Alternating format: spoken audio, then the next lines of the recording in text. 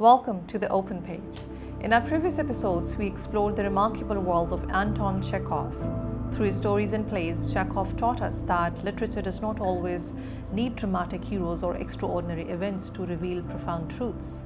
Sometimes an ordinary clerk, a doctor, or a family struggling with change can tell us more about human nature than the grandest historical event. Today, we turn to another giant of Russian literature, but one whose voice is very different. If Chekhov quietly observed society, Maxim Gorky challenged it. If Chekhov asked us to understand human beings, Gorky asked us to change the world they lived in. Born in 1868 as Alexei Maximovich Peshkov, Gorky grew up surrounded by poverty, violence, and hardship. He lost his father at a young age and was forced to work from childhood, taking on jobs such as baker's assistant, porter, dishwasher, and laborer. Unlike many famous writers, his education did not come from universities. His classroom was life itself. He later adopted the pen name Gorky, meaning the bitter one. It reflected not only the bitterness of his own experience, but also his determination to write honestly about the lives of those whom society had forgotten: the workers, the homeless, the poor, and the oppressed.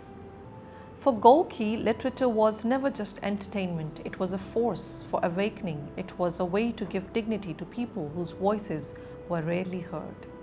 Perhaps no novel represents the vision better than his famous work Mother, published in 1906.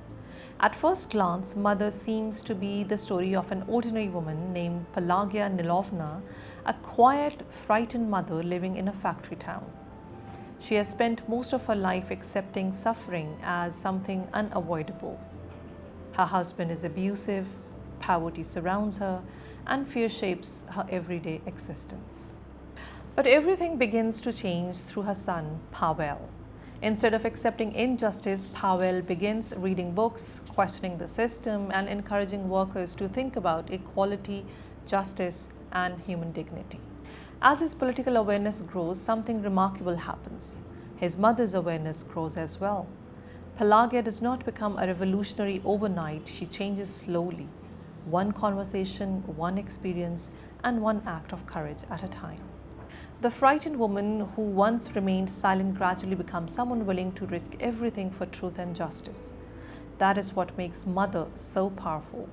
It is not simply a novel about politics, it's a novel about transformation. It reminds us that social change often begins with personal change. An ordinary person can become extraordinary simply by refusing to remain silent in the face of injustice. More than a century has passed since Gorky wrote Mother, yet its message continues to resonate.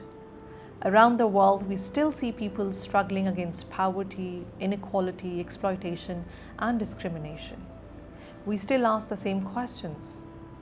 Can one person make a difference? Can ideas really change society? Can literature inspire action? Gorky's answer was always yes. He believed that books do more than tell stories. They shape consciousness, they encourage empathy, and sometimes they inspire revolutions not only in society but within ourselves. That is why Russian literature continues to matter today. It reminds us that great literature does not simply reflect the world, it challenges us to imagine a better one. Thank you for joining me on the Open Page. Until next time, keep reading, keep questioning, and keep discovering the stories that help us understand not only the world around us, but also our place within it.